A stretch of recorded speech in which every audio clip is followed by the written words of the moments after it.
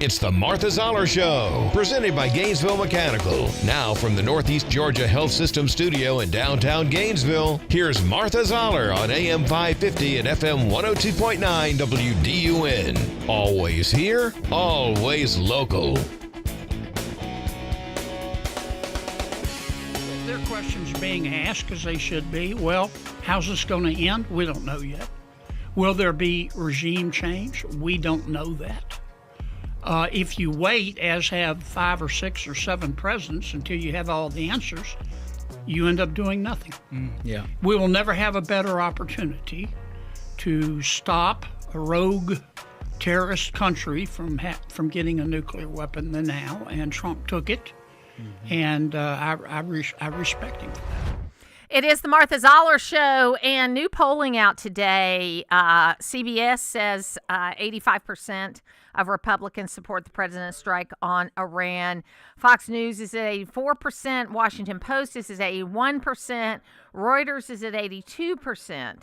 The liberal media wants you to believe that Republicans are split on Iran.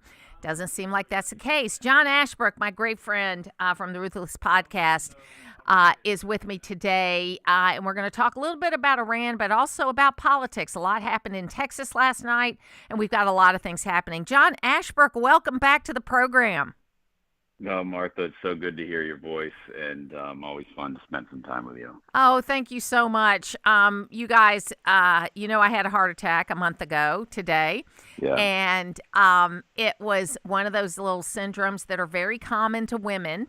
Ironically, I had a thoracic surgeon, because it was Women's Heart Health Month last month. I had a thoracic surgeon on that morning talking about women's heart health. Oh, boy. How ironic. Timing. I know. She even texted me and said, listen, you don't have to take what I say so seriously and use up all the resources. Oh, man. But I'm thankful we have a level 1 trauma center here. They got me to the hospital in 7 minutes, and it was a terrible experience, but it was an amazing experience, because from the time I got to the emergency room, through the cath lab and up into the cardiac ICU was less than 2 hours. And wow. I think being able to get to that level of care so quickly made a difference. Yeah, well, you better believe it made a difference. It is so good that you got that taken care of quickly, Martha. And of course, we've all been thinking about Thank you and praying for you in my household and the other fellas as well. And also, we're comforted to know that you do have a doctor in the house. I know, it's true. Who's taking real good care of you. So. Yeah, he actually sat down and said, Martha, you're going to be okay. Don't worry. And I went, okay. Actually, The moment I knew I was going to be okay is when the paramedics I was at church for a meeting. The paramedics came in, and the lead guy goes, oh, hey, Ms. Zoller, you and your husband bought us breakfast a couple of months ago. And at that moment, I went, I'm going to be okay. So anyway, but let me ask you first about Iran, because I watched y'all's program yesterday, and we watched it on YouTube because John Kennedy's so hysterical, and you also had a fantastic expert on Iran. It does look like I know what people are concerned about. They're concerned that because of the region they're in, that it's going to be another Iraq. I look at this as being more like Venezuela than Iraq, and I think it's the right thing to do at the right time. Yeah, well, it sure seems like they're making an awful lot of progress out of the gate here. The Secretary of War and General Kane held their daily press briefing this morning and reported out the 2,000 targets have been hit. And I don't know that those are all missile sites or all drone sites. They didn't specify, at least that I saw, but one of their stated objectives, take out the Iranian regime missile capabilities. It seems like they're doing that. When you combine the U.S. efforts with what the Israelis are doing, some are estimating that the number of sites is double that 2,000 number to 4,000 sites. The other thing they said they want to do is take out the Iranian regime's navy, and they have sunk a number of ships already, including one of the Iranian carriers And apparently, if the reports out of the area are to be believed, the Iranians were trying to mine the Strait of Hormuz to prevent commercial ships from ever comfortably passing through that channel. And it seems like that goal of theirs is something they're not going to be able to achieve because we're sinking their naval ships. So the two things that the military stated as the objectives out of the gate, destroy their missile capabilities, destroy their navy. It seems like those things are happening. And, it is, I think, a testament to the professionalism, to the great ability of, these people who spend all day working not only to defend us here at home, but to take out threats abroad. And we saw how quickly and how masterfully they worked in Venezuela. We saw Operation Midnight Hammer last summer when they took out the Iranian nuclear sites at Fordow and other places. And I don't know why anyone would take on the United States of America when we have such a professional military like we're seeing across the world today. And I think it's also noteworthy, Martha, you mentioned one of the experts that we had in, a guy named Brian Hook. He was President Trump's Iran envoy during the first term, negotiated the Abraham Accords alongside Jared Kushner for the president, and also was deeply involved in the Soleimani strike. He made it pretty clear that just a number of things about this operation in Iran, and the wisdom of the leaders who are conducting our operation there. So I encourage everybody to listen to that because he's a sharp guy.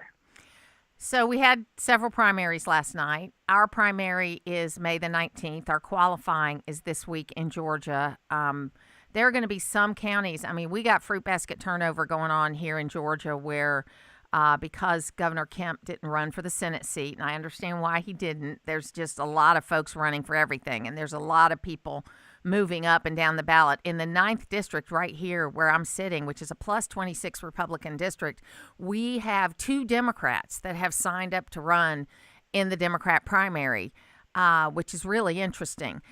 So we're going to have some counties with as many as 50 candidates they're going to be looking at on the primary day. And we are an open primary, so you can go back, you can vote in the Republican or Democrat primary based on which ballot you want to pull. So it's going to be interesting for us in May. But last night, what were the highlights for you? I looked at North Carolina, Texas. What were the highlights for you? Well, I think I would take a couple of points out of Texas. One is that Republican primary elections are determined still by the candidate who runs a good campaign. And I know that sounds cliched, and you're like, okay, well, good, of course it is. Every campaign that is not run the same. You know this, Martha. You know this because you've had so much experience. Every campaign is not the same. Even if something looks nice on a television ad, something looks nice when the candidate is on an interview. Every campaign is not equal. And I think what we learned in Texas last night with that Senate primary, where Ken Paxton, who's the conservative attorney general and was sort of favored to finish well ahead of John Cornyn, who's the incumbent Republican senator, longtime senator from Texas, that didn't happen. And of course, John Cornyn spent a lot of money. Ken Paxton did not spend as much money, but Cornyn clearly spent the money in a smart way because he beat expectations, and it looks like may come out on top of that 3-way primary. There's another candidate who's a great guy, a good friend of our show, Wesley Hunt. Hopefully he keeps running because I feel like he's got a great future. I agree. But the other race in Texas that I watched closely was this Dan Crenshaw primary. This is a guy who was, served our country in the military and had a couple-term career in the House of Representatives, but also, did battle with a lot of conservatives in his district and around the country. And he was defeated soundly by a conservative candidate who I had never even heard of before he tossed his name in the ring to run in this primary in Texas. So I think he won because he ran a very good race. He did all of the fundamentals, and those are the things that nobody really pays attention to because they're not interesting. They just, everybody wants the tweet, they want the TV ad, they want to talk on TV. The candidates who do the fundamentals right are the ones who win, and I think that's why this guy beat Dan Crenshaw, the conservative beat Dan Crenshaw, and I think that's why John Cornyn finished on top. Now, of course, there's a runoff in the state of Texas that will take place in the summer between John Cornyn and Ken Paxton to determine who the Republican nominee will be to face this guy, James Tallarico, who is a real lunatic of a Democrat who's also running for Senate from their side. So a lot to watch this year. And, of course, Georgia, Martha, very interesting state. We interviewed Derek Dooley for that Senate primary. We also have Mike Collins coming in for an interview, friend of the program, and Buddy Carter. So we're gonna talk to all of them. And I'd be interested in your take on this, Ray. Yeah, I think it's very interesting. I think Mike's to lose. Okay, I think that you cannot underestimate the impact among Republican primary voters of his championing the Lake and Riley Act from day one, and John Ossoff being in the Georgia Capitol on that day that she was killed, and him having to be convinced, let's just say, to follow that. I've been to a lot of live events. You cannot underestimate how important that is to Georgia primary voters. And also, he's organized in 159 counties. He's got leaders. I think it's his to lose. Okay, I think he should be the winner. Now, the governor has put all of his firepower behind Derek Dooley. And Derek is growing on me. I'll be honest with you. He's great with the press. Okay, he's good at staying on message because of being a D1 football coach in the SEC and other places. He knows how to handle the press, but he's not getting any traction. His numbers are not changing. Now, again, as you pointed out with the Cornyn and Paxton, the numbers could be wrong. Buddy Carter, I think, has a tough time fighting up from the first district. Jack Kingston was able to do it and get in the runoff back in 2014 against David Perdue, and I was senior staff on David Perdue's campaign, and we of course won in the runoff. And then the NRSC comes in and acts like none of us know what we're doing and wants to take everything over after we just run a 6-man campaign. But I think it's Mike's to lose. I think, though, Derek's going to end up in second place. That's what I think. I don't think it'll be an outright. Now, what's happened in our governor's race, though, we've had this earthquake shift with this new candidate that came in 3 weeks ago that has like Nick Ayers on his team, has a lot of people, and he has gone from everybody being in like teens to he's got 34% of the vote. His name's Rick Jackson. He's a businessman. He's not the Trump-endorsed candidate, but he's got an incredible story. So I don't know how much the governor's race is going to impact all those other races, but boy, the landscape changed 3 weeks ago, and I've never seen a rollout of a campaign like that one ever in my life. Interesting. Yeah. It's very interesting. This is the business guy, right? I think I saw it. Yes. Yeah. Okay. Yeah. He's and you know what? He's a great guy. Great story. He was a foster kid. He grew up in a house with substance abuse. He lived in the projects, and he broke that cycle and became a very wealthy businessman with a fantastic family. And women love him. The thing I haven't been able, I've had him on the show People are still asking me about the interview 2 weeks later. And he was one of the ones when I first came back. And women showed up at his event. They love his story. Now, since Johnny Isaacson, we haven't had a Republican that could be +6 with women, okay? Mm-hmm. And I don't know if this is the guy, okay? But he's changed the game. And it'll be interesting to watch. So don't take your eyes off Georgia. Yeah. Yeah, that's right. We're not going to. Absolutely. It's just going to be and then a lot of interesting races. Ossoff got challenged when he was registering for the primary of, hey, you don't support ID for voting, but you require ID for your campaign events. How do you square that? And he ran away from that. So. Oh, of course he ran away yes, from of course that. he did. That guy's so bad. But John Ashbrook, thank you so much for being with us today. Your guys are such great friends, and I love the show, and I love the work that you're doing. You're doing a great thing. They're on Tuesdays, Thursdays, and Fridays.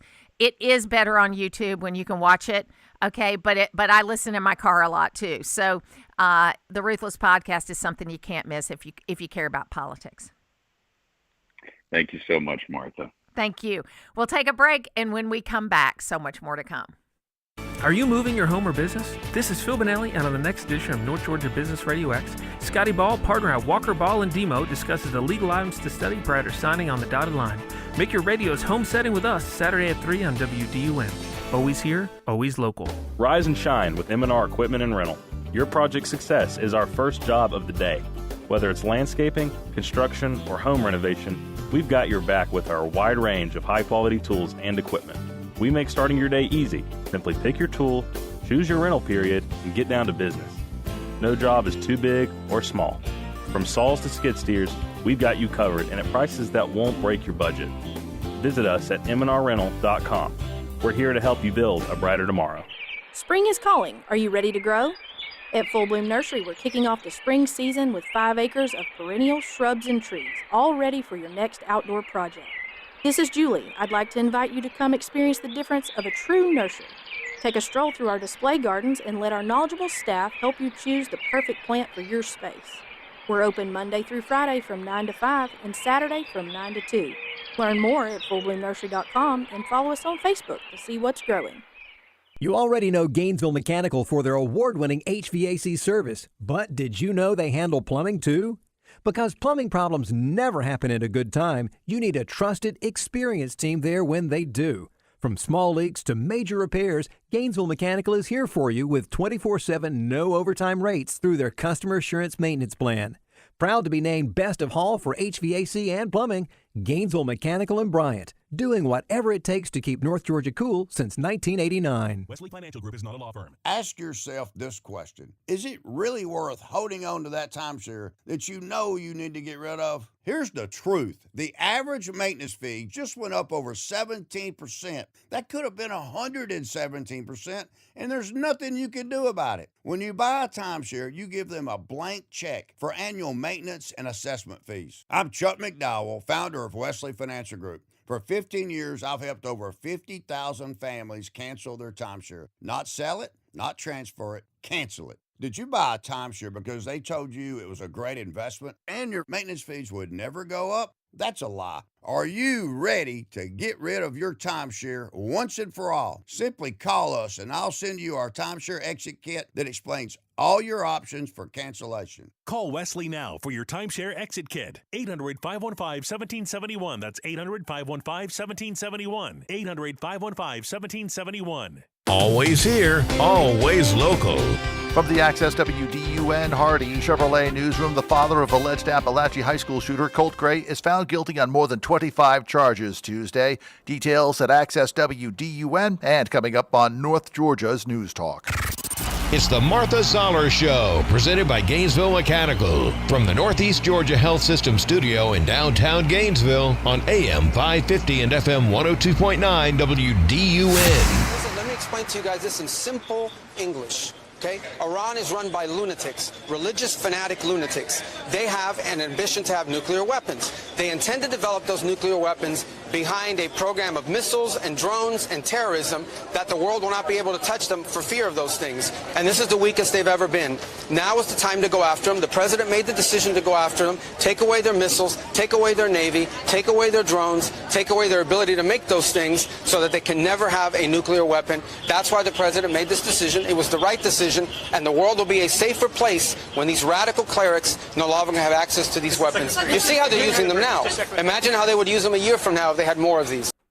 It is the Martha Zoller Show, and that is Marco Rubio. And yeah, there is, rightly pointing out, there are different messages coming out from the administration about the timing of how they did all this. Rubio has implied that, has said that Israel was going to act, and so we joined Israel in the action, implying that Israel was the cause of this. The president has said no. From the negotiations, he thought that Iran was going to attack either Israel or us first, and so that we were going to respond to that. So I think that it'll be interesting to see what happens with any of this. Now, getting back to these primaries from last night, I am a little bit concerned about what is happening with this particular situation related to Texas. I'm glad Jasmine Crockett will not be back. She will not be back unless she runs as an independent. But Dan Crenshaw, yeah, he got crossways with a lot of conservatives on different things, but it was good. I think he burned one too many bridges, quite frankly. But I like that he's a contrarian. You know, I'm like that he's somebody that doesn't just toe the line. But he'll do different things and he'll be fine. He will end up on a media career somewhere, or he'll run for something else because he had a tough district. He won several times. And you know what? This is not the end for him. We'll be back on the Martha Zoller Show.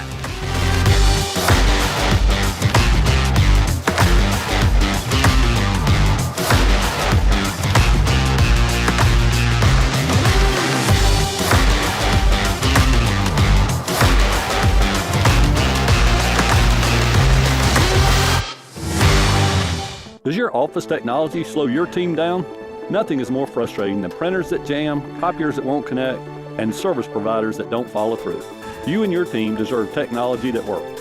I'm Matt Nick, president of Duplicating Products, and for over 50 years, we've helped North Georgia offices eliminate bottlenecks, reduce downtime, and get reliable support for office technology. Our promise, we do what we say we will do. If you're tired of office equipment headaches, it's time for a change. Visit us today at duplicatingproducts.com. For the Norton Agency, selling real estate is personal. Our family name and reputation stand behind every sign, every business card, every associate, and every sale. With the ever-changing real estate practice, we hold strong ideals and professionally train and support our real estate advocates through every segment of the complicated process. I'm Frank Norton, and you can count on Norton now more than ever.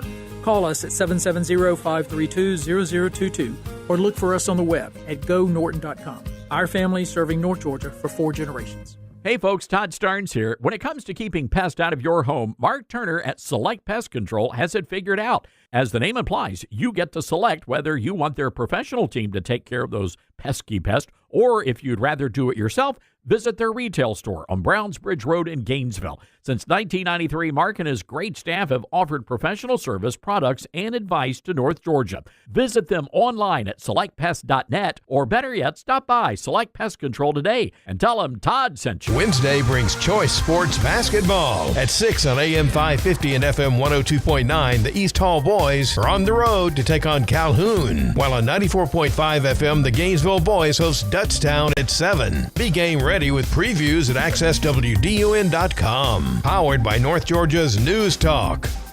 WDUN Gainesville, WDUN FM Clarksville, Gainesville.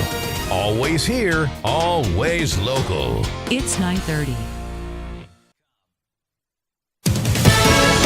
Fox News, I'm Therese Crowley. Operation Epic Fury, Day 5 update. Iranian leaders looking up and seeing only U.S. and Israeli air power every minute of every day until we decide it's over. Secretary of War Pete Hegseth says Iran's Air Force is no more. Their Navy is sunk, but now Hezbollah reported helping Iran with missile strikes. And Iran struck a NATO member for the first time, Turkey. Turkey's Ministry of Defense says that an Iranian ballistic missile was launched toward their country, and it was shot down by NATO air defense systems. Fox Trey Yingst in Tel Aviv. Thousands of Americans trying to get home from Gulf states with flights canceled. The Texas Democrat primary, Jasmine Crockett, conceded to moderate James Tallarico, who will face either GOP Senator John Cornyn or Attorney General Ken Paxton in a May runoff.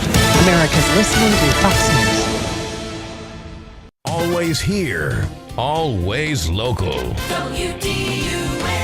From the Access WDUN Hardy Chevrolet Newsroom, I'm Steve Winslow. Barrow County School System has issued a statement following Colin Gray's conviction for his role in the 2024 Appalachia High School shootings. The school system on Tuesday thanked the Barrow County District Attorney's Office, first responders, law enforcement, and school staff for helping to guide the community through the tragedy. You can read the full statement at Access WDUN.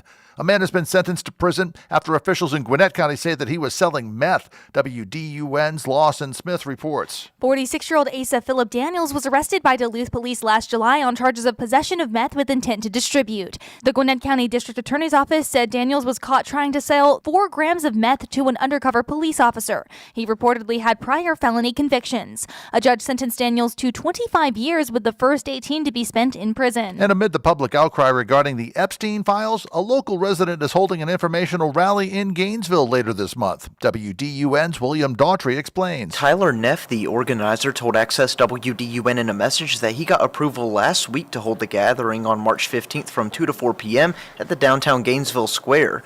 The official Facebook event says it is a, quote, bipartisan event that is meant to continue to shed light on the horrible atrocities that are depicted within the Epstein files, end quote. You can find out more details and more news at Access WDUN.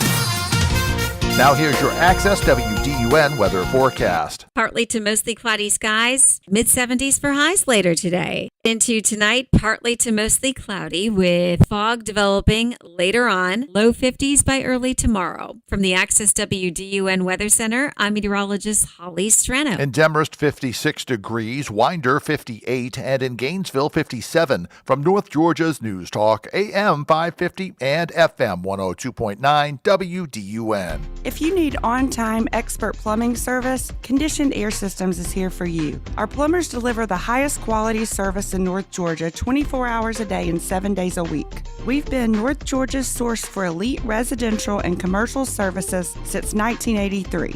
Our licensed plumbers offer services for installation and repairs of pipes, water heaters, septic lines, and sump pumps. Choose Conditioned Air Systems for quality service and unmatched knowledge for your plumbing needs. What if my parents suddenly need help? This is Kevin Tharp, elder law and estate planning attorney, and I've helped many people in your situation. With sound advice and planning, there's no reason why you can't help your loved ones as they need extended care late in life. It's up to you, however, to make the first call. Visit my website at kevintharp.com and learn how to get help planning for your family's future. Use the Access WDUN Talk and Text line, presented by M&R Rental at 770-535-2911, and be part of the conversation. From the Northeast Georgia Health System studio in downtown Gainesville, it's the Martha Zoller Show on AM 550 and FM 102.9 WDUN. But your quote is about, we knew that there was going to be an Israeli action. We knew that would precipitate an attack. Yeah, no, I understand. But listen, all right, let me understand. But I had a very specific question from that gentleman, right? The president said, the president said that. Hold on one second. I asked Air Force Israelis. Okay, but let me answer, because this is my press conference. Sure. Okay.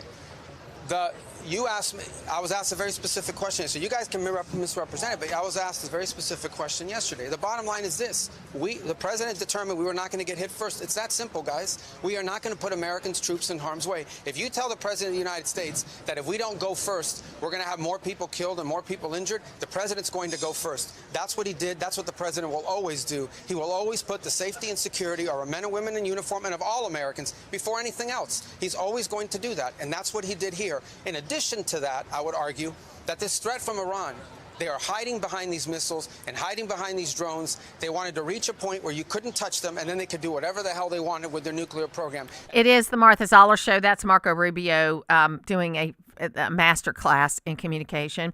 John McCarthy is joining me right now. John joined, we went on a trip to Israel in November. It was a life-changing event for me and has continued to be.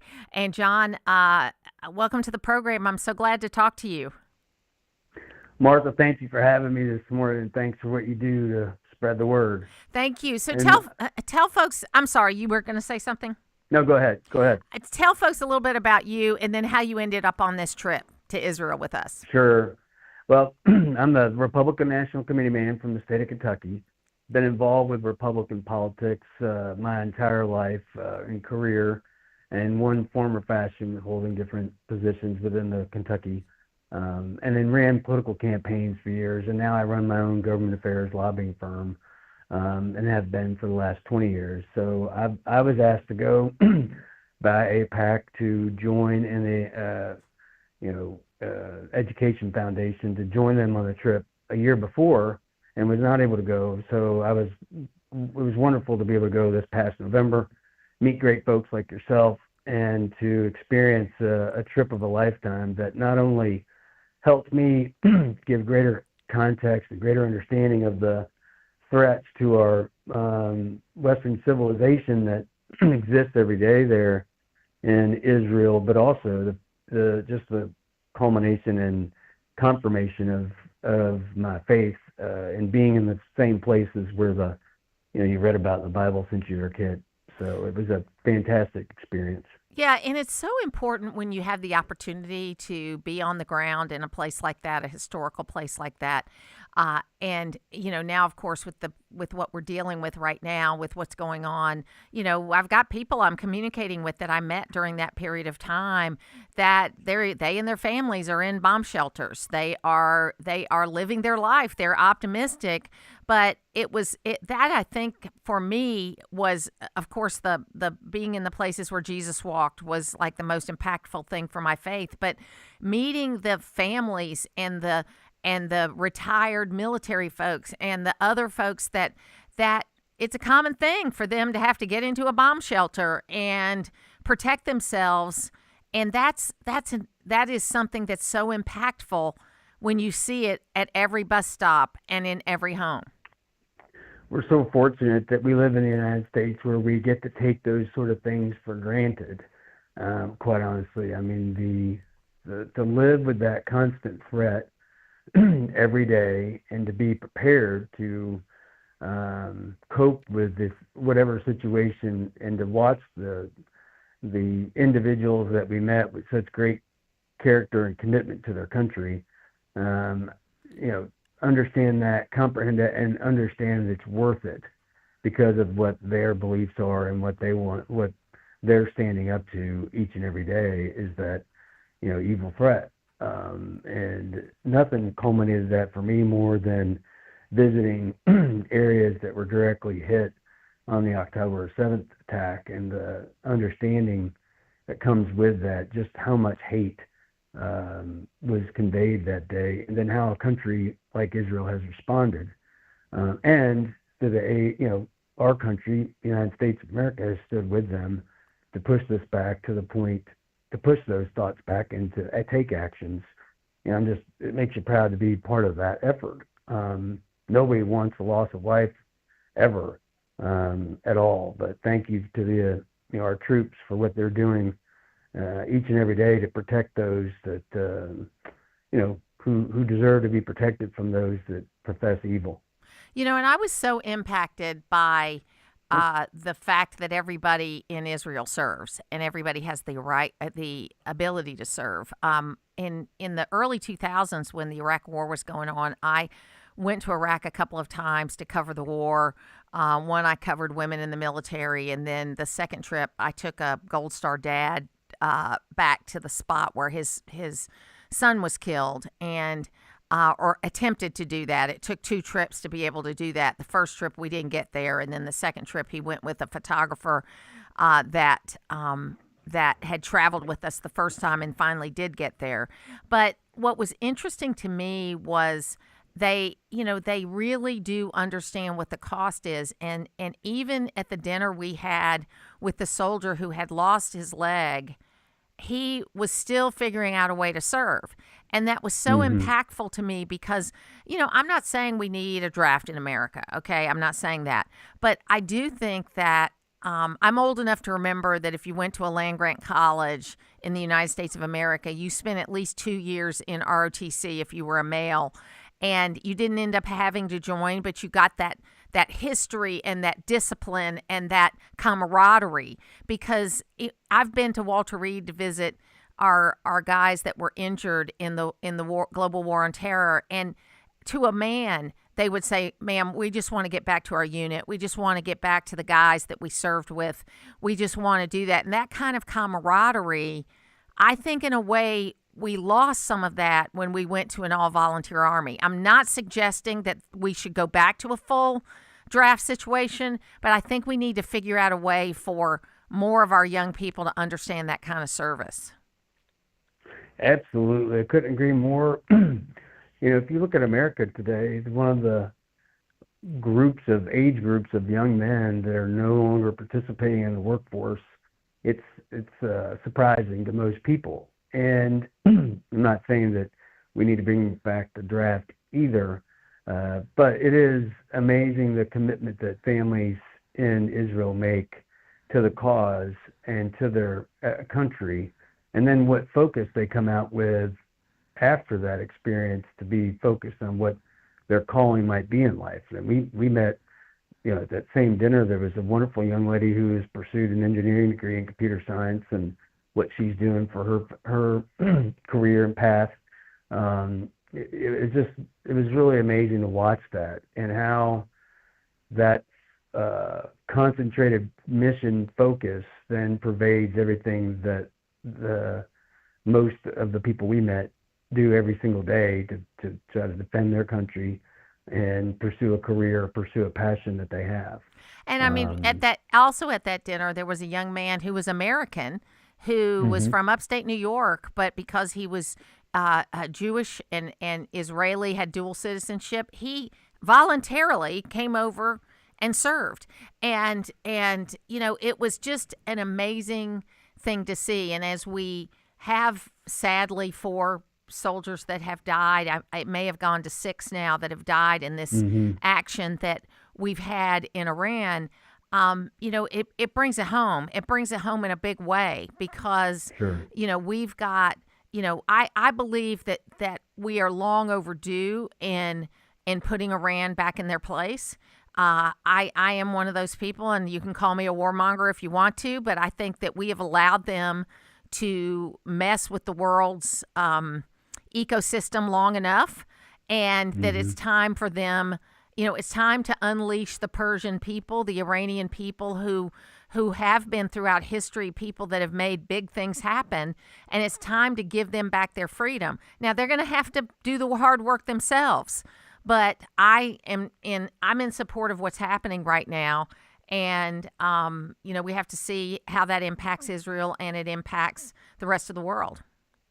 First thing that happened was my family members asking me if my friends in Israel were okay. Yes. From that action and the unified effort between Israel and the United States to take the fight to Iran, which I agree with you has been long overdue. Not a warmonger either, but at some point in time, the people of Iran, we're trying to have peaceful protests and peaceful opportunity to have their voice heard, and then people were getting killed in the streets by the regime. And so we just hope that the actions that we've taken as a unified force, and now the other Arab countries that are now who have been attacked, and now even a NATO country in Turkey's been attacked, that there is a concerted effort to provide the people of Iran with an opportunity for their voice to be heard and to be led in a leadership that is a democracy or a form of government that allows representation down the road and in the future. I don't think this is going to be overnight, but let's hope it works. And down the road. I definitely want to go back with my husband and my family at some point in the future. And it's one of those countries that I don't think you can get enough of. I personally, the visit to the Holocaust Museum was, their Holocaust Museum was, very moving, and we had such a great person take us through that. But as you've been back now for a few months and kept these relationships going, what are your thoughts now that you've been back for a few months and now Israel is at war again? Well, that struggle that we learned so much about, and all the different forces and attack angles and where those come from, it's comprehended a little bit better, and why the actions have to be taken is number one. And I can explain it to other folks and other people around me who are asking questions. So to be empowered with that information has been very, very helpful. And number two, it is the conviction that I came away with more than ever, that our place in the United States and our support of Congress for funding that goes to Israel, and our dedication towards the protection of Western civilization there is absolutely, it's paramount. And I've come back away from that trip probably more convicted than ever. I would say the one experience that I think about the most is going to the October 7th, demonstrate, or the Nova Festival. Yeah. Going to Nova Festival, and these coral colored flowers that were, ceramics and pieces that are there. That visual is in my mind quite a bit, and thinking about, my daughters, if they'd have they're at that age where they would have gone to a music festival like that. And so you empathize, but you hope it never ever happens again. And but it just symbolizes, for me, it's a demonstration of how the courage and the integrity and the dedication of the Israeli people can overcome such tragedy. So, John McCarthy, thank you so much. It was great to get to know you on the trip, and I look forward to seeing you again soon. Thanks for being here. Come visit in Kentucky anytime, Martha. I'll do Thank it. you. Thank you. It was great to talk to John McCarthy. I want to give you the names of the four of the six that have been killed so far. That the 5 and 6 have not been released yet. The names have not been released. But of the first four that have been released, it's Army Reserve Captain Cody Cork, 35 years old, of Florida. Army Reserve Sergeant First Class Noah Tengens, I hope I'm saying that right, 42, of Bellevue, Nebraska. Army Reserve Sergeant First Class Nicole Amore, 39, of Bear Lake, Minnesota. And U.S. Army Reserve Sergeant, let me see, Todd, and I'm sorry, his name is blocked off. I will get his name, but he was 20 years old. So these were 3 Army reservists that had been in for a while, and a new recruit. And so, God bless them, their families, and our prayers go out to everyone involved. We'll take a break. On Wednesday's edition of The Drive at 5, we'll get you home and we'll have all the day's top headlines. You can join us at 5 o'clock right here on North Georgia's News Talk, AM 550 and FM 102.9 WDUN. Rise and shine with M&R Equipment and Rental. Your project success is our first job of the day. Whether it's landscaping, construction, or home renovation, we've got your back with our wide range of high-quality tools and equipment. We make starting your day easy. Simply pick your tool, choose your rental period, and get down to business. No job is too big or small. From saws to skid steers, we've got you covered and at prices that won't break your budget. Visit us at mnrrental.com. We're here to help you build a brighter tomorrow. You've got meals to plan, children to ferry from practice to ball games, shopping and dusting, and good grief. Give yourself a break and take your laundry to Townview Coin Laundry. Take your comforters, quilts, blankets, and mattress covers. They'll wash, dry, and fold your laundry, or you can use their industrial-sized machines. Townview Coin Laundry saves wear and tear on your washer and dryer and on you, too. Get the stains out at Townview Coin Laundry at the corner of Bradford Street and College Avenue in downtown Gainesville, open from 6 a.m. to 9 p.m. When you have a problem with your roof, you want someone who can respond quickly, but also who knows roofing. That's what you get at Georgia Select Roofing. This is Chris Earls, and we do roofing right. Estimates are free, we can help you navigate your insurance claim, and we also offer finance. Check out our Google reviews, and you'll see that Georgia Select Roofing offers the best service around. See us today at georgiaselectroofing.com or call us at 678-316-6899. Family owned and operated, Georgia Select Roofing has you covered. This is Mike Martin of Milton Martin Toyota. The Bible says in Proverbs 11:25, "A generous man will prosper. He who refreshes others will himself be refreshed." In an article written by Oz Hillman, he says that one of the reasons God entrusts money to us is to bless others by meeting their needs. Sometimes we withhold money that God has designated for someone else. He wants to bless through us, but His will cannot be accomplished through us if we are disobedient. How many people do we let down because we feel the harvest God provides is all ours? In America, the pressure is always on to move up the ladder of material accumulation. Jesus warns us about this. If our focus is on accumulation, we will not look for opportunities to be God's vessels of financial blessings to others. This message has been brought to you by the staff of Milton Martin Toyota. Visit us on the web at miltonmartintoyota.com. Always here, always local. From the Access WDUN Hardy Chevrolet newsroom, a man has been sentenced to prison after officials say he was selling meth in Gwinnett County. Details at Access WDUN and coming up on North Georgia's News Talk. It's the Martha Zoller Show, presented by Gainesville Mechanical, from the Northeast Georgia Health System studio in downtown Gainesville on AM 550 and FM 102.9 WDUN. And look who we have at the United Nations right now. First Lady Melania Trump is presiding over the UN Security Council meeting. First spouse of a world leader to take the president's seat at the United Nations' most powerful body. Peace does not need to be fragile.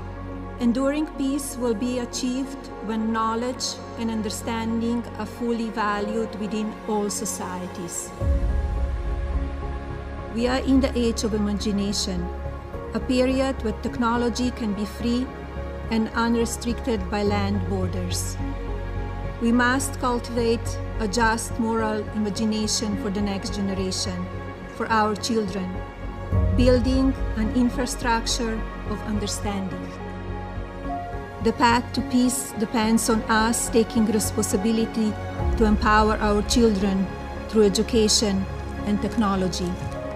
Security Council members, I encourage you to pledge to safeguard learning in our communities and promote access to heightened education for all. I implore you to build a future generation of leaders who embrace peace through education. It is the Martha Zoller Show, and you know, I'm a Rotarian, and we in Georgia have a program called GRSP, where we have students that come from other countries, and the goal is to encourage peace through knowledge. And that's very similar to what the First Lady is saying. And Logan, I got to tell you, I think that's the most I've heard her speak probably ever. Right, yeah. Yeah, and I mean, yes, she's got a pretty heavy accent, but I understand she speaks 8 or 9 languages. I mean, so she you don't lose your accent altogether when you speak a lot of different languages. But I thought it was really impactful because it's never been done before. She's probably not going to get credit for what she does because her last name is Trump. I hate to say it, but I'm encouraged with the message, and I was glad to hear her step up. Yeah, no, I thought the messaging itself in that promo we played coming in here was like I said, very impactful. It it was very well read, and hopefully the impacts it has in the future are insurmountable. Well, and she's working along with Tim Tebow, of course, former Florida quarterback and also NFL football player, very religious person, and she's working along with him on, I don't want to get the letters wrong, but it's basically a bill that is going to have higher penalties for this kind of sex trafficking that happens where, for example, a person interacts with a woman, young girl, gets her to send nudie pictures to that person, and then they ask for more. If she tries to back out, they threaten to put them on the internet and ruin these people because they do this. Now, first of all, don't send nudie pictures of yourself to anybody. I don't even care if it's your husband or wife. Okay, the old days of Polaroid cameras would be a lot better. No, I'm just kidding. I would never do that because actually I think my husband and I look really good, and I don't want any evidence to the contrary. Okay, and so I would never have. In our mind's eye, we're still 20 years old. There you go. Yeah. So I don't want any evidence to the contrary, and I don't want to make light of a serious subject. But I am so thankful for the work she is doing, and she is getting bipartisan support. I mean, most of the bills she's gotten passed have gotten 100% support because they're just no-brainers. You should protect children, which is what, 12, 13, 14-year-old girls are, from being abused over the internet with either pornographic pictures or any other kind of abuse over the internet. We should pick, and it's almost to the point, Logan, yeah, I'm a digital immigrant. I didn't have the internet to start off with, so I hope I have some balance in how I use it, but I just don't even know if it's too crazy to say your kids shouldn't have any access to this stuff until they're really old enough to understand it. Yeah, I mean, I think it, obviously it changes throughout the years. You went, like I said, you were a digital immigrant in that sense. I didn't get my first, Facebook account until I was 14, give or take. So, I mean, even then I was a little bit later to the party than some people were who had it when they had just started middle school. Did you have anything happen where somebody reached out to you on Facebook that was weird or made you feel uncomfortable? Oh, I've had thousands of spam emails and people who I have no idea who you are just reaching out saying hi. But obviously, if you've had any training or if you can just tell they're obviously fake and they're spam people, and just immediately delete them as soon as you see it. Yeah, I do think that we've got to do a better job communicating. And I know this sounds so old school, but we only had one computer in our house, and it was in a place where everybody could see it. Okay, that didn't mean I was sitting over the shoulder observing, but I know that we love to give our kids screens. I've even given my grandchildren screens, but you should never let them go up in their room by themselves and look at it. It ought to be in an open space where anybody could walk by and see what they're doing. That is the best deterrent ever. We'll be back.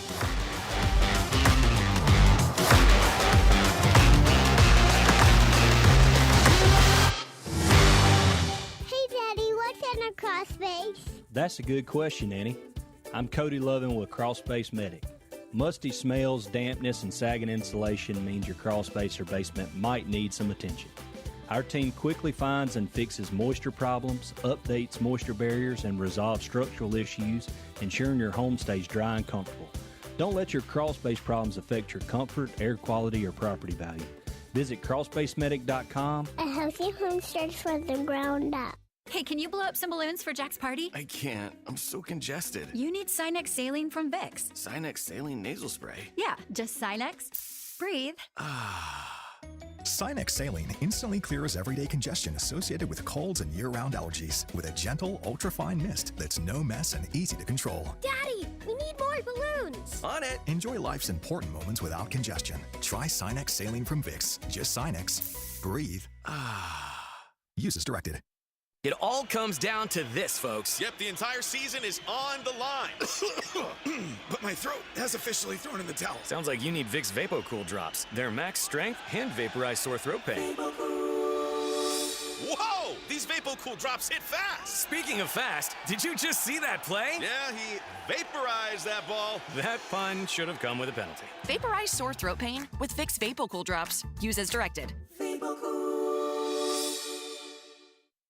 WDUN Gainesville, WDUN FM Clarksville, Gainesville. Always here, always local. It's 10 o'clock.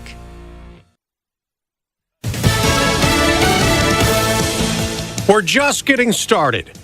I'm Dave Anthony, Fox News. That's what the War Secretary says on day 5 of Operation Epic Fury. Iran's capabilities are evaporating by the hour, while American strength grows fiercer, smarter, and utterly dominant. More bombers and more fighters are arriving just today. And Pete Hegseth says Iran's Air Force is no more. Its navy's at the bottom of the Persian Gulf. We've taken control of Iran's airspace and waterways without boots on the ground. And Secretary Hegseth says the U.S. will avenge the deaths of the 6 American troops killed, adding Iran's senior leaders are already dead. The so-called governing council that might have selected a successor, dead. missing or cowering in bunkers too terrified to even occupy the same room. And Fox's Jonathan Savage reports. The state funeral of Iran's assassinated Supreme Leader Ayatollah Ali Khamenei, scheduled for today, has now been postponed. As Iran continues to retaliate, Turkey says NATO defences have intercepted a ballistic missile launched from Iran as it approached Turkish airspace. Iran is also targeting Israel again. Right now we have incoming Iranian ballistic missile fire. An early alert went out to phones telling people to head into bomb shelters.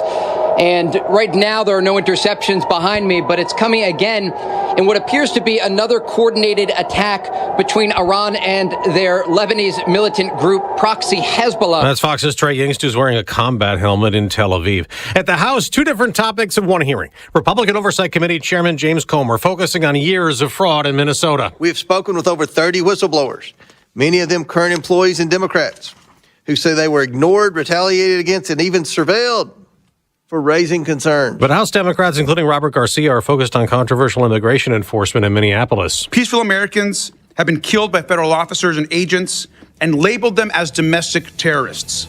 America's listening to Fox News. Always here, always local. From the Access WDUN Hardy Chevrolet newsroom, I'm Steve Winslow, and the father of alleged Appalachia High School shooter Colt Gray has now been found guilty in his criminal trial. The verdict for Colin Gray came after just 2 hours of jury deliberation in Barrow County Superior Court. Count 1, murder in the second degree. We, the jury, find the defendant guilty. Gray was convicted on more than 24 total charges Tuesday, including multiple counts each of second-degree murder and involuntary manslaughter, for allowing his son access to the gun used in the 2024 shootings. Colin Gray's sentencing will be held at a later date. Now, just hours after Colin Gray was found guilty, Barrow County schools officials have issued a statement. WDUN's Caleb Hutchins has details. The school system thanked the Barrow County District Attorney's Office, first responders, law enforcement, and school staff for helping guide the school and the community through the tragedy. 4 people were killed and 9 others injured in the attack at the school just south of Winder in September of 2024. The school system said as legal proceedings continue, their aim is on growing from the tragedy and keeping the system's focus on what's best for students, staff, and families. As qualifying for the 2026 elections continues, one sitting Hall County Commissioner has officially announced her intentions to run. WDUN's Hamilton Keener with more. District 1 Commissioner Kathy Cooper has announced she will again seek re-election. Cooper has held the District 1 seat since 2014. District 1 represents the southeast portion of Hall County. Cooper, a Chestnut Mountain business owner, touted her record of controlling government spending, supporting traffic infrastructure, and making improvements to area parks. Cooper will run in the May 19th Republican primary, where she will face 3 opponents. No Democrat has qualified in the race so far. Other qualifying candidate announcements throughout Northeast Georgia can also be found at Access WDUN today. And amid the public outcry regarding the Epstein files, a local resident is holding an informational rally to shed light on the information in the files. More from WDUN's William Daughtry. Tyler Neff, the organizer, told Access WDUN in a message that he got approval last week to hold the gathering on March 15th from 2 to 4 p.m. at the downtown Gainesville Square. The official Facebook event says it is a, quote, bipartisan event that is meant to continue to shed light on the horrible atrocities that are depicted within the Epstein files. More details and more news at Access WDUN. Now here's your Access WDUN weather forecast. A good Wednesday morning, North Georgia. Partly to mostly cloudy skies, mid-70s for highs later today. As we get into tonight, partly to mostly cloudy with fog developing later on, low 50s by early tomorrow. From the Access WDUN Weather Center, I'm meteorologist Holly Strano. In Blairsville, 56 degrees, Sugar Hill with 60, and in Gainesville, 58. From North Georgia's News Talk, AM 550 and FM 102.9 WDUN. March is here, Georgia, and that means it's time to bring your lawn back to life. Get over to Howard Brothers and find your Walker mower to make that happen. Designed for complete control and a beautiful finish to the lawn, Walker makes spring work feel effortless. From the pros to homeowners, you can take pride in the work your Walker mower does. Difference for yourself. Are you frustrated with your contacts? Have your glasses become more of a burden? Well, don't suffer. Hi, this is Kim. Here at Advanced Eye Center, We offer all laser LASIK to free your eyes. When you consider not only the amount of money you pay for all of that eye gear, but also the amount of time you spend handling contacts, glasses, cases, solution, and eye drops, how can you not afford to have LASIK? Invest in you. Save your money, save your time at Advanced Eye Center. Vision correction for all ages. Talking about the issues that affect you most. It's the Martha Zoller Show, presented by Gainesville Mechanical. Now from the Northeast Georgia Health System studio in downtown Gainesville, here's Martha Zoller on AM 550 and FM 102.9 WDUN. Always here, always local. Since we're having folks stand up, I would have Blake and Riley stand up. I would have Kayla Hamilton stand up. I would have Jocelyn Ngari stand up. I would have Rachel Morin stand up. I would have the beautiful sons and daughters who were murdered by illegal immigrants stand up, but they can't because they're dead. It is the Martha Zoller Show, and of course, we are coming up on Crossover Day under the Gold Dome, and Tony West is joining me right now from Americans for Prosperity, Georgia. Tony, what in the heck happened yesterday related to the property tax legislation? You know, I'm just going to sound like a crazy person right here, but that's okay. It's like we already have this bill in place that nobody understands, and then we're trying to do this new legislation, and we can't get the votes. What's going on? Hey, good morning, Martha. Yeah, that was the story of the day yesterday under the Gold Dome, and really it's still the story of today. The constitutional amendment that would, facilitate the phase out of homestead property tax in Georgia needed 120 votes, 2/3 majority.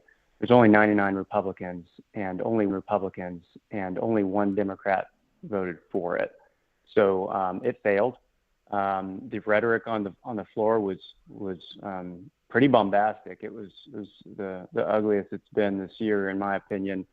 The finger pointing back and forth between the two parties was a sight to behold. But in the next 48 hours or so, the question still is there any way to bring Democrats to the table? What changes to the bill and the resolution could House Republicans make to bring them to the table? And I'm just not sure if that's a possibility or not.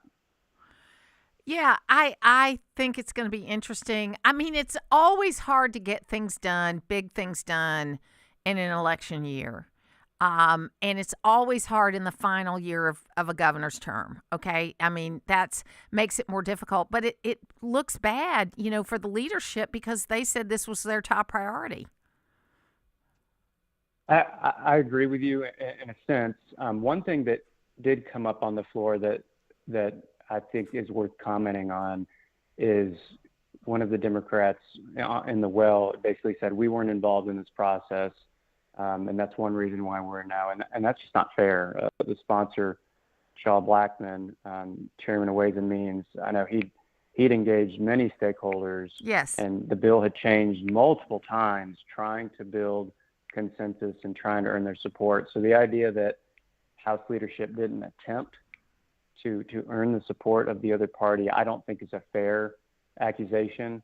But then, both sides are claiming the other side is just playing politics with this. So I'm sure it was extremely frustrating for them. Do you think it's just a trickle down of that on the federal level, the Democrats aren't going to give 1 inch because they think they're going to win the midterms and they don't want to give 1 inch on anything. And it's all politics. It's not about policy. Is that trickling down into the Democrats? Because I'm hearing more of that kind of rhetoric from our legislative Democrats, our state Democrats, when it's issues they're not even involved in. I mean, usually you can get Democrats to work with Republicans on common sense bills. That's the way it's always been under the Gold Dome. But it seems a little testier this year. Am I crazy, or is it a little testier? Possibly. I mean, with a contentious midterm coming up, that may play a part. I thought this session had gone fairly congenial until yesterday. Yeah. But this yesterday may have been the start to a very contentious remainder of the session, or maybe somehow House leadership can pull a rabbit out of the hat and get the 20 or so House Sims they need to get this thing moving. So that remains to be seen. So there are a couple of other bills that are on the plate for Americans for Prosperity Georgia. Tell us about those.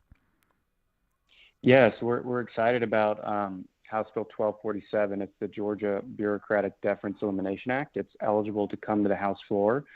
It's related to something that happened a couple of years ago at the federal level when the U.S. Supreme Court overturned Chevron deference, which is essentially when unelected agency bureaucrats effectively expand their authority and make law instead of implementing law. And the 250th anniversary of the Declaration, I think it's a really appropriate year for Georgia, the state, to essentially codify that U.S.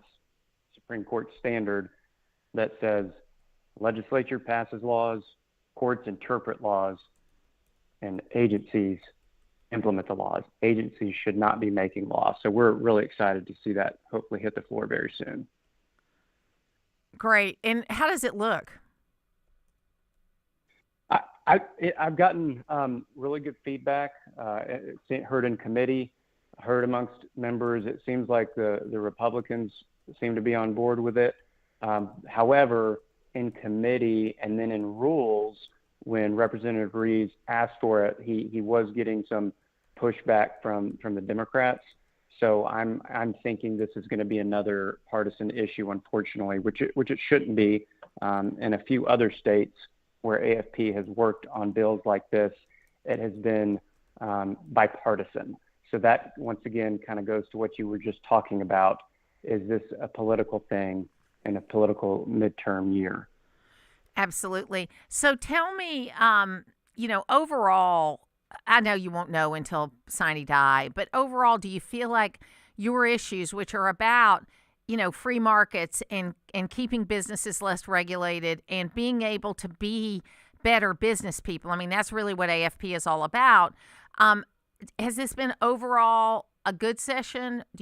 Or have you been concerned? I think so far so good. I mean, Yeah. There's still several bills that have either crossed over already or still eligible to cross over. I think both the House and Senate have been moving some pretty good legislation.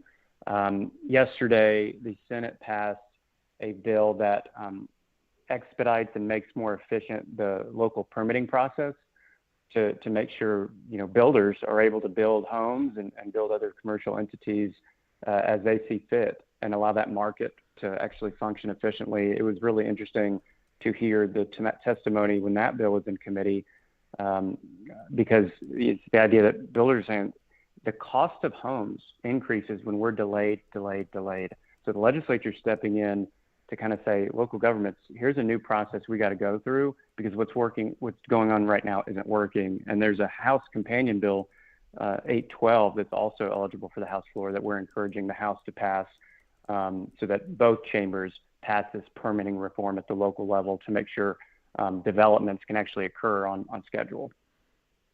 Yeah. And that Senate bill go ahead. pass in a bipartisan manner, so that was encouraging. Absolutely. Well, listen, people can go to Americans for Prosperity Georgia, AFP Georgia. You can follow Tony also on X and other social media platforms. But folks, I've said this before and I'm going to say it again.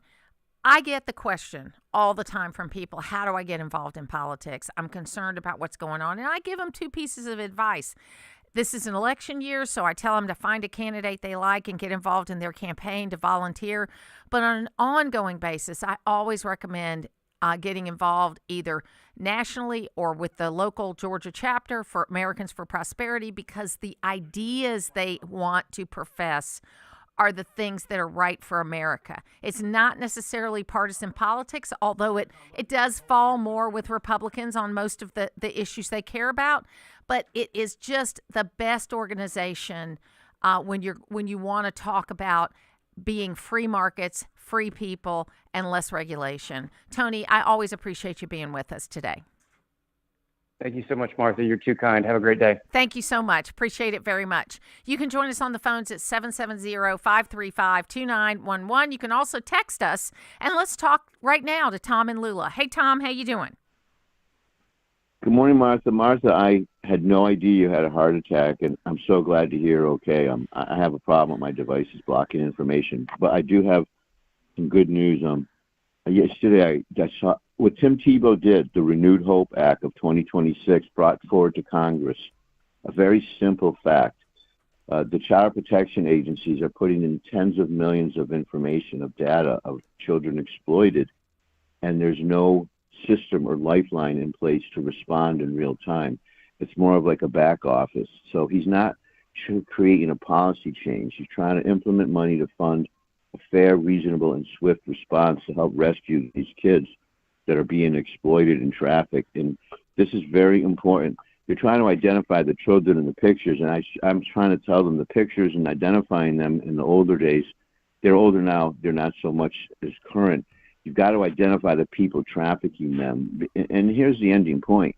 You know, in Europe, everyone has a freer attitude, and like in Japan, they don't have water to have showers in public high-rises. So public bathing is common, and lo and behold, they don't have this problem there. So we have a generational society issue we can step on now.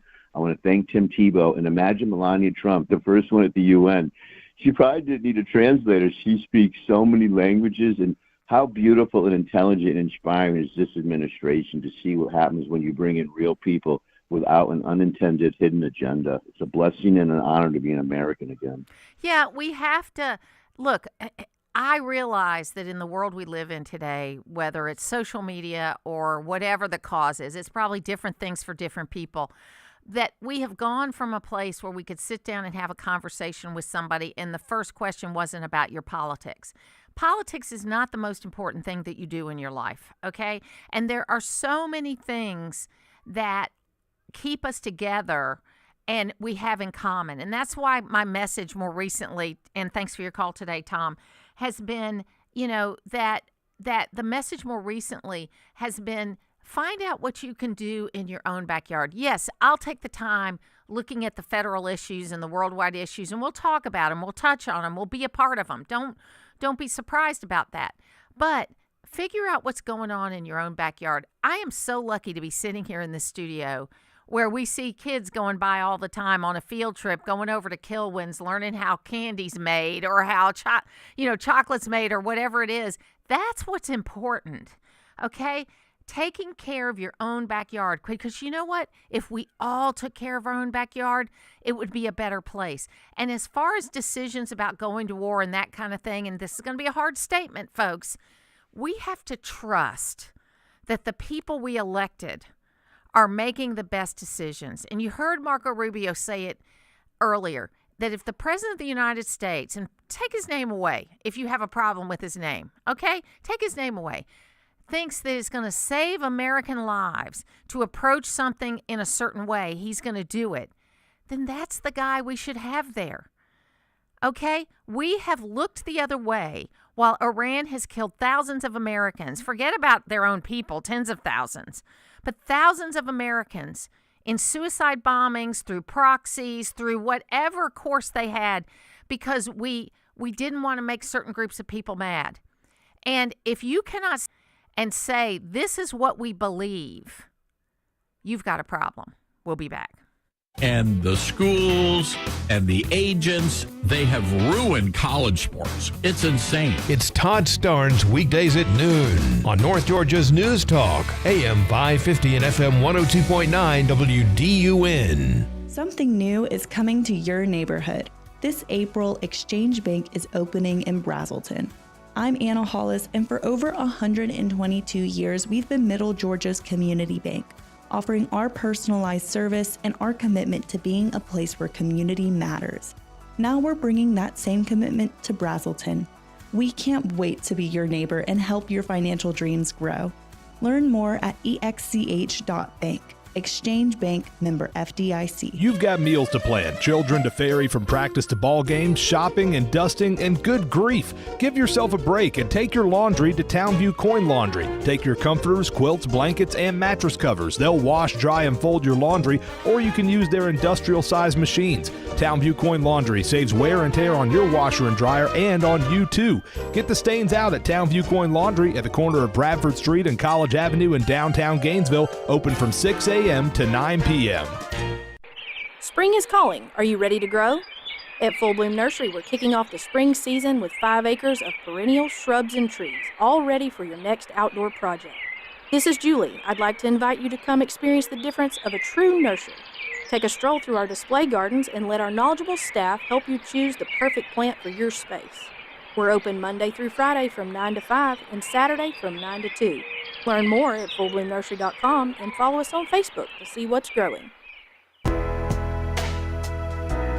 Should you make your trust the beneficiary of your IRA? So many say you shouldn't, but we say you should. This is Kevin Tharp, elder law and estate planning attorney, and if you want your IRA to be protected for your surviving spouse, children, or family, then you should leave it to them at your death through a trust. For more information, go to my website, kevintharp.com. Matt Hayes here from Hayes Chrysler Dodge Jeep Ram of Baldwin with some serious savings on the great lineup of vehicles here at Hayes. And just to name a few, $6,500 off 26 Chrysler Pacificas, $9,000 off 25 Dodge Durangos, and $11,000 off 25 Jeep Wranglers. And trucks, well, we got the trucks. $10,000 off MSRP on 26 Ram 1500 Bighorns, and $13,000 off MSRP on 25 model Ram 2500 HD trucks. Refresh your driveway with one of these new deals from Hayes of Baldwin. And hey, ask about our free lifetime powertrain warranty. Always here, always local. From the Access WDUN Hardy Chevrolet newsroom, a local resident is organizing a march in Gainesville to shed light on the files involving sex offender Jeffrey Epstein. Details at Access WDUN and coming up on North Georgia's News Talk. Use the Access WDUN talk and text line, presented by M&R Rental at 770-535-2911, and be part of the conversation. From the Northeast Georgia Health System studio in downtown Gainesville, it's the Martha Zoller Show on AM 550 and FM 102.9 WDUN. We've seen what happens when a true outsider steps into Washington and shakes the whole place up. Someone who takes on the bureaucrats, takes on the media, and actually fights for the people who built this country. The establishment hated Trump because they couldn't control it. They'll hate me for the same reason, and I can't wait. It is the Martha Zoller Show, and that is the Rick Jackson ad that is coming out, and there's been a lot of talk about him and continues to be. This tomorrow, you can go and see Chris Carr at the Long Street Cafe between 4:45 and 5:45 if you want to meet another candidate for governor. And I think that we're going to have a lot of good work that we're going to have to do related to this. I mean, there was some surprises yesterday in North Carolina. Michael Whatley will be facing Roy Cooper. That wasn't the surprise for the Senate race. The surprises were in Texas. Wesley Hunt will be out of the House of Representatives. That will probably still go to a Republican, but he did not make it into the runoff for the Senate seat. That's going to be Ken Paxton and John Cornyn. Jasmine Crockett lost. Also, she was running against this guy named Tallarico, who, I find him very weird because he professes to be this kind of Christian candidate, Democrat Christian candidate. And I just don't, I don't see it. His interpretation of the gospel is kind of interesting. Let's just put it that way. So we'll see that happen. This guy, Tallarico, who is, what I think is so interesting about him is that we're having this, I'm noting this pattern in the Democratic Party who presents itself as being the party of minorities, okay? And they have these white saviors all over the place that are popping up. So Tallarico is the white savior in Texas. Jeff Duncan is the white savior in Georgia, supposedly for the Democratic Party. You got Gavin Newsom in California, who thinks he's going to be the white savior for the National Democratic Party. And I'm not saying that if you're white, you can't run for an office as a Democrat. I'm not saying that. But there is this attitude when there are strong minority candidates that somehow they're not going to make it, and that somebody else has to get in, and usually some white guy comes to the rescue. So we'll see what happens with that, and I'm just making that observation. Now, on the other side of the spectrum, we've got, the Republican Party. Wesley Hunt was an African-American man elected to Congress in Texas. You've got Byron Donalds that is running for governor of Texas. He's an African-American man that was in Congress as a Republican. And if you think about the really strong African-American men who have been in Congress, J.C. Watts, Byron Donalds, Wesley Hunt, and it's not that, there aren't African-American men on the Democratic side, but I don't think anybody would describe Hakeem Jeffries as strong. That they're strong men and they come out and they stand for strong issues. Now, Hakeem Jeffries knows how to get reelected, but I don't think anybody would describe him as strong. So I've been listening to a lot of podcasts about what's been happening to men lately. And, we heard it alluded to earlier in the program about how men are not getting, not working as much as they were. And there is this thing that's happening where women are now saying they want masculine men again. After the last, 20 years of pushing men down because of what toxic masculinity, what we're realizing is you do want somebody that's going to stand up and take care of you. And I don't mean that you can't take care of yourself, but I'm a security girl, okay? My husband is not the perfect man. No man is, okay? But he is a wonderful man who loves his family, who loves God, and who is going to take care of me.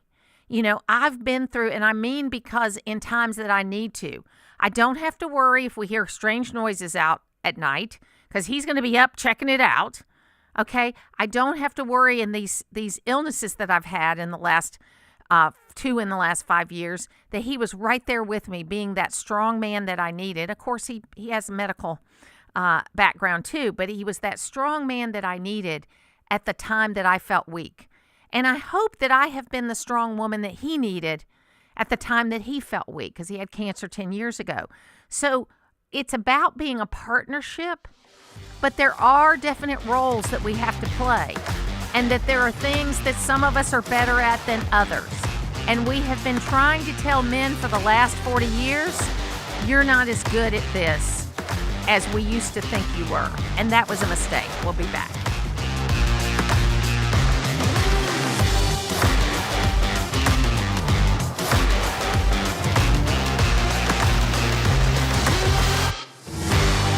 Hey folks, Todd Starnes here. When it comes to keeping pests out of your home, Mark Turner at Select Pest Control has it figured out. As the name implies, you get to select whether you want their professional team to take care of those pesky pests, or if you'd rather do it yourself, visit their retail store on Brownsbridge Road in Gainesville. Since 1993, Mark and his great staff have offered professional service, products, and advice to North Georgia. Visit them online at selectpest.net, or better yet, stop by Select Pest Control today and tell them Todd sent you. You ever wonder why Verizon charges twice as much as Pure Talk for the same basic service? Think it might have something to do with the fact that Verizon spends $12 billion a year on advertising and promotion. That's billion with a B. Yeah. Pure Talk doesn't spend that kind of money on commercials. That's why they can offer unlimited talk, text, and plenty of data on a blazing fast 5G network for just $25 a month. Save an additional 50% off your first month when you dial pound 250 and say the words micro. That's pound 250, micro. Are you a fraud-paying American? 1 in 4 tax-paying Americans have been victim of identity fraud. With LifeLock, your identity, if it's stolen, they fix it guaranteed or your money back. And last year, billions in refunds were stolen. Could be from your salary, overtime, or second job. Gone. But this year, you don't need to stay a victim. Because this tax season, fraud-paying American is something no American should have to claim. Save up to 40% off your first year with the promo code BECK. Visit LifeLock.com. Terms do apply. 3 straight for Tyler Reddick. He gets it done here in Austin, Texas. I don't know how many times I've won 3 in a row as a racer in general in my lifetime, so I'll try to go to Phoenix and make it 4. Will you make it a 4, Pete? We'll find out at the Straight Talk Wireless 500 in Phoenix, Sunday at 2:30 on North Georgia's home of NASCAR. WDUN Gainesville, WDUN FM Clarksville, Gainesville. Always here, always local. It's 10:30.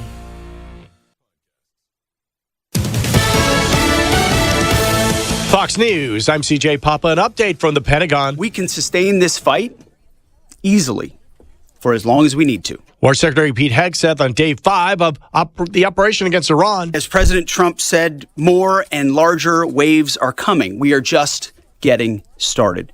Adding they can't do anything to stop it. The Iranian Air Force is no more. And on top of that, the Iranian Navy rests at the bottom of the Persian Gulf. The War Secretary alongside Joint Chiefs Chair General Dan Kane. We will now begin to expand inland, striking progressively deeper into Iranian territory and creating additional freedom of maneuver for U.S. forces. Court hearings underway in the House. Minnesota Governor Tim Walz and State AG Keith Ellison grilled by Republicans. America's listening to Fox News.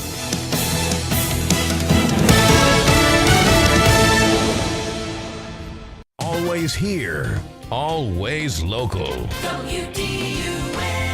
From the Access WDUN Hardy Chevrolet Newsroom, I'm Steve Winslow. A relatively new state senator for Hall County is running for re-election this May, and WDUN's William Daughtry has the details. Republican State Senator for District 49 Drew Eccles announced on Monday that he qualified for re-election for the seat he currently holds. So far, Eccles is the only candidate who has qualified in either primary. In a Facebook statement, he said he is proud of his conservative voting record that delivers results to Hall County taxpayers. The qualifying period to be in the May 19th primary is Friday. And there will be a primary race for the GOP seat within the Georgia 29th District's House seat, as Gainesville incumbent Representative Matt Dubnik announced his plans to run for re-election. But local political newcomer Cody Scott Ewing has filed qualifying paperwork Tuesday to run for the primary election. He's a Lanier College and Career Academy graduate and son of a Gainesville Police Department detective. A link to Cody Ewing's campaign website can be found at Access WDUN. And former DeKalb County Sheriff Sidney Dorsey has died in prison. GNN's Scott Kimbler reports. State Department of Corrections says Sidney Dorsey died Monday at Augusta State Medical Prison. Dorsey was convicted of having Sheriff-elect Derwin Brown killed in 2000 after losing to him in a runoff election. Dorsey was in prison for life plus 23 years for Brown's death. More news online at Access WDUN. Now here's your Access WDUN weather forecast. A good Wednesday morning, North Georgia. Partly to mostly cloudy skies, mid-70s for highs later today. As we get into tonight, partly to mostly cloudy with fog developing later on, low 50s by early tomorrow. From the Access WDUN Weather Center, I'm meteorologist Holly Strano. In Clayton, 57 degrees, Decula with 60, and in Gainesville, 59. From North Georgia's News Talk, AM 550 and FM 102.9 WDUN. Did you know that one of Georgia's 9 regional food banks is located right here in Hall County? The Georgia Mountain Food Bank collects and warehouses donated food and distributes it to more than 65 feeding partners and meal serve sites across our 5-county service area of Hall, Dawson, Lumpkin, Union, and Forsyth counties. Learn more about our mission and how you can make sure that people in our community have the food they need to thrive. Visit gmfb.org. This is Mike Cormier, General Manager at Hardy Chevrolet. Some folks think that the automobile business is just about selling cars. At Hardy, we know it's more than just that. For us, it's about helping that young driver with their first car and helping that growing family that needs a bigger car. It's about relationships. It's about family. Drop by for a visit and you'll understand what Charles Hardy always said. We love you and we need you. Together, let's drive. At Hardy Chevrolet, Browns Bridge Road in Gainesville, online at hardychevrolet.com. It's the Martha Zoller Show, presented by Gainesville Mechanical. From the Northeast Georgia Health System studio in downtown Gainesville on AM 550 and FM 102.9 WDUN. Thank you, Leader Jeffries. Back in 2011, Nancy Pelosi said that then President Obama didn't need congressional approval to bomb Libya. Now House Democrats say President Trump needs that approval to bomb Iran. What's the difference? Well, obviously, Libya and the circumstances connected to that were very different than the circumstance that we face in Iran right now. I mean, I don't even understand the genesis or basis of that question, not suggesting that you're not asking it in good faith. Libya went on for 7 months. As I've indicated, first of all, I was not in Congress at the time. So we're dealing with what we're dealing with right now, which is a catastrophic, endless war, as Donald Trump has characterized it, without preeminent assault or attack on the United States of America, either in our homeland or as it relates to our interests in the Middle East. The administration is not even pretending like they have intelligence or information at this point, publicly. And certainly there's been nothing that has been presented to us privately to justify a preemptive strike of this nature that has triggered an all-out war in the Middle East. And by the way, Donald Trump is the one who said in the aftermath of the 12-day war that Iran's nuclear program has been completely and totally obliterated. Not my words, his words. It is the Martha Zoller Show. That's Hakeem Jeffries. And, you know, he just aggravates me because he does show inconsistency. Even though he wasn't in Congress at the time, he's holding the position that was being held at the time by Nancy Pelosi, and that the movement in Syria was supported for 7 months. We have got to get away from just because the other guy does it, we're going to oppose it. And I don't know how we do that, but we got to work on it. Bill Crane is here with us today to talk about a little Georgia politics. How you doing, Bill? Well, Martha, how are you doing? I'm feeling great. I mean, you know, I've got... Your voice sounds strong. I feel good. I've got some follow-up appointments. I'm still wearing a heart monitor. I've got some follow-up appointments that should finish up around the middle of March, which, you know, I'm hoping I'll be released to do all the things that I was doing before, but with less stress. And then I have another follow-up in August because they did find a little bit of leakage around a valve when they did all the scanning of everything. It's not anything to be worried about, but it's something they're going to check more often. And watch. Yes, and watch. With my cancer, we're in the watching mode. Well, I congratulate you on getting healthy so quick, and Thank look you. forward to seeing you in Atlanta on Friday. Thank you so much. Thank you. It's going to be great.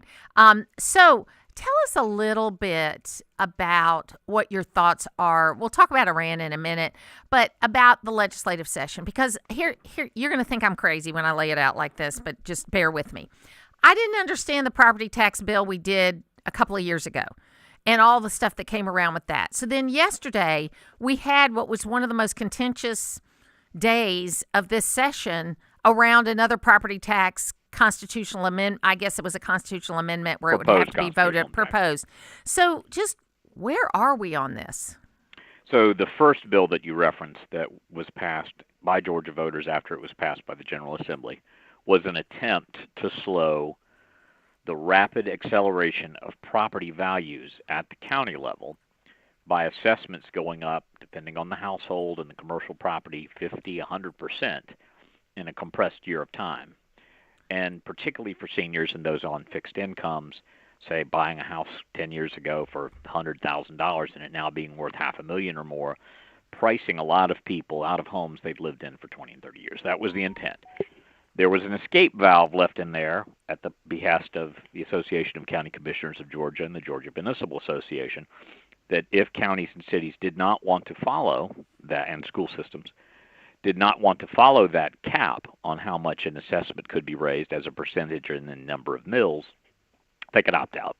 And as we saw in the following year, the majority of large, particularly urban districts across the state did in fact opt out, where in the end almost two-thirds of the larger jurisdictions that bring in the most revenue basically said, no, we're not going to play in this, negating the benefit and the value of the constitutional amendment. So second bite at the apple, the House leadership and the governor come back with an attempt to, through an increased homestead exemption, to zero out property taxes for residential homeowners that would have taken, if yesterday's bill had passed, I think until 2031 or 2032, phased in over 7 years, 6 years. But that also requires a two-thirds vote, and the Republican Party and the House legislature or leadership were unable to convince any Democrats to come over, and there's a lot of kind of three-way battles against it. The counties and cities are concerned that there isn't enough thought going into how you replace that revenue.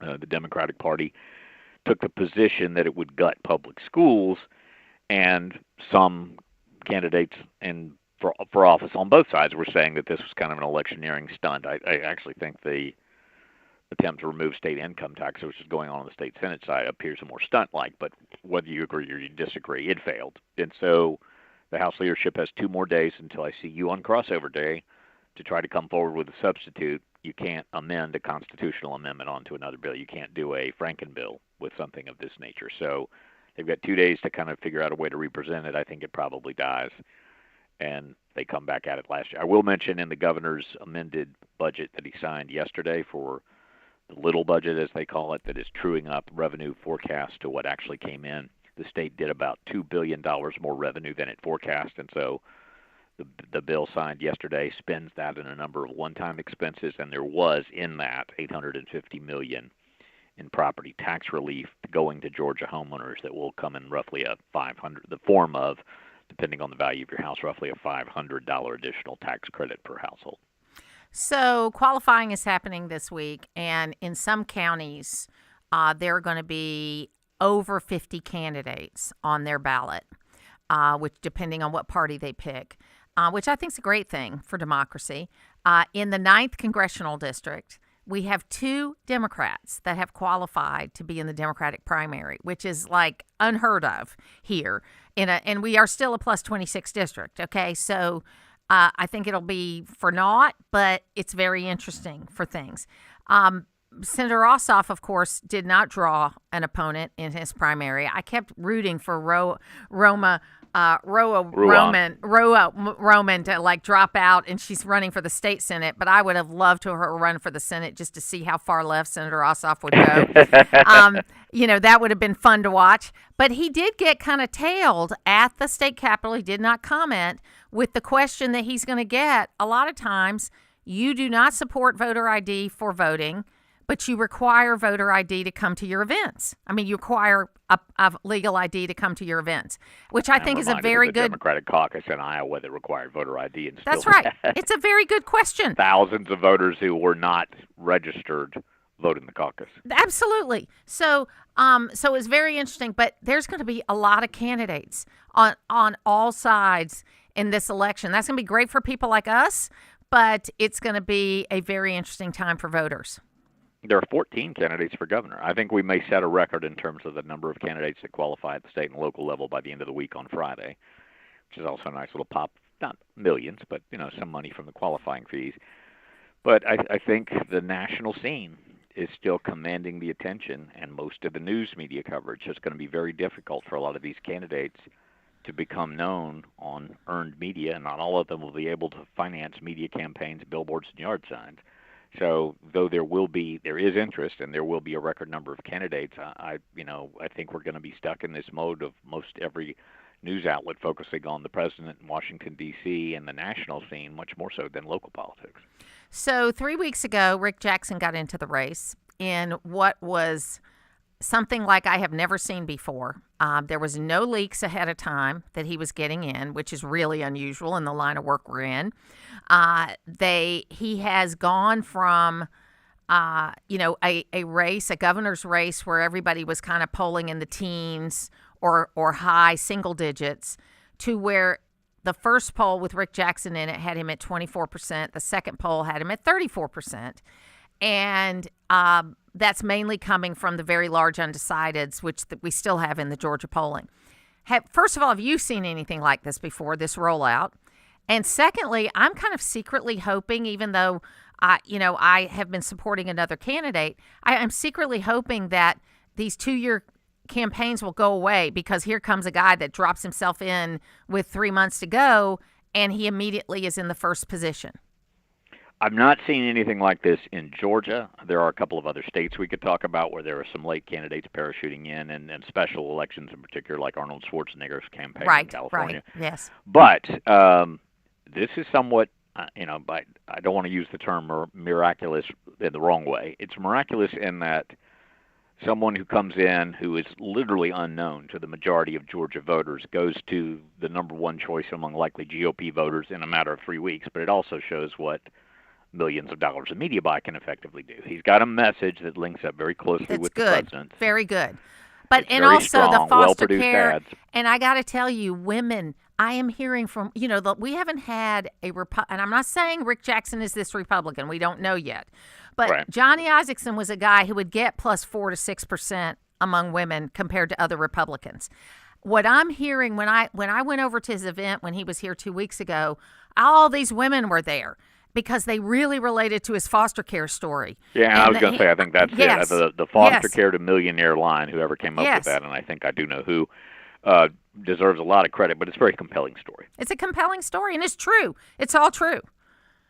I actually met him through that aspect of his life. You're familiar with Clark's Christmas Kids, which is WSB. When, I don't remember the year, but it was in the 2000s, we missed the number. We didn't hit the total needed to cover all the, I think, 18 or 19,000 and change children in foster care that year to make sure that they all had 3 Christmas gifts or holiday gifts wherever they were residing. And it really bothered Clark. And then we heard from Rick Jackson, who quietly, and since then, has essentially covered the gap. When there were years that we didn't make it, we made it, thanks to him. And it's so funny because he Christmas Kids Walmart events. Because when he came in and did the interview with me, he said, "Look, I want you to ask me about my wealth, because first of all, I've never been called a billionaire before, and secondly, he is one of those wealthy people that back in 2008 he capped his own personal income, and and every dollar he's made since 2008, he's put in a foundation, and it's his goal to give it all away." Yeah, so, it's part of the stewardship. Yes. It's not his money, it's God's money, and he's basically trying to get it to the people that need it the most. I mean, it's a very compelling interview, and I'm sure you had a chance to sit down with him, and I get to do that with our folks at WSB on Monday at Jackson Healthcare, which in and of itself is a pretty impressive enterprise. Oh, yeah. So whether he has shaken up the field and reworked it, which is what I think has happened, or he ends up being the nominee, I don't know. And I, like you, kind of share the same candidate that I would still like to see, but that candidate now has a chance, as does, say, Brad Raffensperger, because the field is so rattled on the GOP side. Yeah, absolutely. I think his message, Chris Carr's message of 3 people are in this race trying to buy your vote, I'm trying to earn it. I mean, I think that's a great line that they came up with. He's going to be in Gainesville on Thursday at the Longstreet Cafe for an event at 4:45, and I'll be there to see how that goes and to compare and contrast, and I, it's just an interesting thing. And I've known Rick since I ran for Congress. He invited me in for lunch when I announced for Congress about 2011 when I announced, and he was impressive. And the building, oh my God, Jackson Healthcare is an impressive building. So it looks like something near the Parthenon in Rome. It does, and you know what? He treats his employees really good. I mean, they've got old school benefits at Jackson Healthcare. My son-in-law just got a job with a company that same kind of thing. It's one of those old school companies that's got all the benefits, that you don't normally get. And so pensions. Yeah. And they also did not take a shot from the president all that stuff. when he came to Rome and re-endorsed Clay Fuller. Yes. He did not take any shots at, the lieutenant governor was on his arm, literally, and was with him the entire event. Of course. And was fourth on the jetway, interestingly. I mentioned at the time it was Herschel Walker was second, Kelly Loeffler was first, Gunnar Stockton, the current UGA quarterback, was third, and then the lieutenant governor on the greeting party jetway. But he was with him the rest of the event. It's very clear he's not going to change his endorsement. No. But in the Marjorie Taylor Greene race, his endorsement of Clay Fuller, and in the governor's race, his endorsement of Burt Jones, right now may not have the all-seeking power with MAGA voters that they might have had a year ago. Bill Crane, we'll talk about Iran next week because we're going to run out of time. It's still going to be going on, That's so right. we got time to... That's right. But appreciate your analysis, and I look forward to seeing you soon. We'll be back. Thank you. Everyone wants to live a rich life, especially in retirement. Join Rich Life advisor Bo Henderson for the Rich Life Retirement Show, where the math shows you the path. Sundays at 12:35 on WDUN. Matt Hayes here from Hayes Chevrolet Buick GMC Cadillac in Baldwin. Check out the new savings event here at Hayes. 2026 Chevy Trax for only $24,990. 2025 Chevy Suburbans for $11,000 off MSRP. Or best of all, a 2026 Chevy Silverado 1500, $10,000 off MSRP, including trades assistance rebate. Ask about our free lifetime powertrain warranty and come check out these deals and more at Hayes Chevrolet Buick GMC Cadillac in Baldwin. Family at Hayes. March is here, Georgia, and that means it's time to bring your lawn back to life. Get over to Howard Brothers and find your Walker mower to make that happen. Designed for complete control and a beautiful finish to the lawn, Walker makes spring work feel effortless. From the pros to homeowners, you can take pride in the work your Walker mower does. So, ready to upgrade your cut? Head to Howard Brothers and experience the Walker difference for yourself. We're talking with Mike Robertson of Oakwood Tire and More. And Mike, I understand you guys have moved. Where can we find you? 3440 Mabry Road, which is right off of Mountain View. Still offering the same services? We won't be doing alignments, but we'll be doing tires. Tires, brakes, batteries, tune-ups, those kind of things that normal maintenance repair. Sounds good. Give us the address one more time. Make sure we don't miss out. You can find us at 3440 Mabry Road at oakwoodtire.com or even the same phone number, 770-535-0943. I know that hiring can be challenging. You sort through tons of resumes and you get too many so-so applicants. You're just waiting for someone to match your role perfectly. Well, now, there's a place where you can meet them fast. ZipRecruiter. Need to hire right away. Start your search for strong candidates. The right fit awaits. Build your team. Build it sooner. Meet your match on ZipRecruiter. Just head to ZipRecruiter.com/free right now to try it for free. And you're on your way to meeting your match. 4 out of 5 employers who post on ZipRecruiter get a quality candidate within the first day. So try it now. Go to ZipRecruiter.com/free. Once again, that's ZipRecruiter.com/free. Meet your match on ZipRecruiter. Try it free. Always here, always local. From the Access WDUN Hardy Chevrolet newsroom, the father of alleged Appalachia High School shooter Colt Gray is found guilty on more than 25 charges Tuesday. Details at Access WDUN and coming up on North Georgia's News Talk. Use the Access WDUN Talk and Text line, presented by M&R Rental at 770-535-2911, and be part of the conversation. From the Northeast Georgia Health System studio in downtown Gainesville, it's the Martha Zoller Show on AM 550 and FM 102.9 WDUN. Ossoff, why did you call an ID bill unworkable? Doesn't your rally require IDs? And why are you against efforts to secure elections? It is the Martha Zoller Show, and you can join us on the phones at 770-535-2911. Let's go to Ken in Oakwood. Hey, Ken, how you doing? Morning, Martha. I hadn't talked to you in a long time. It's good to talk to you. It's great to talk to anybody, honestly. I had a heart attack a month ago, so I'm glad to be. Yeah.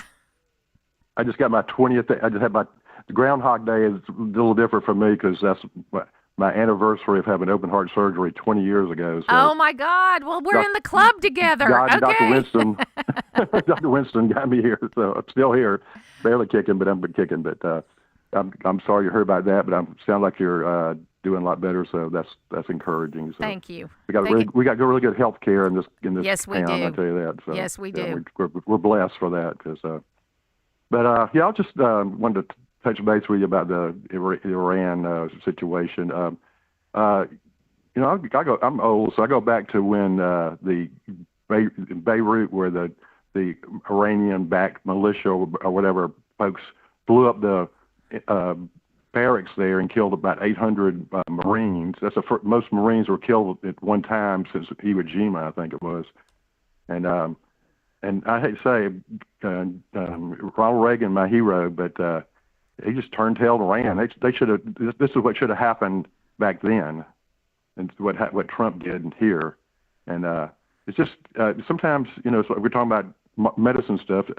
I'm a medical person, but sometimes you got to lance the bull or cut the cancer out, and it's painful and it's causes collateral problems. But if you don't do it, you lead to other problems down the road. And that's what I think Trump saw the time to do this. And I can't believe these Iranians.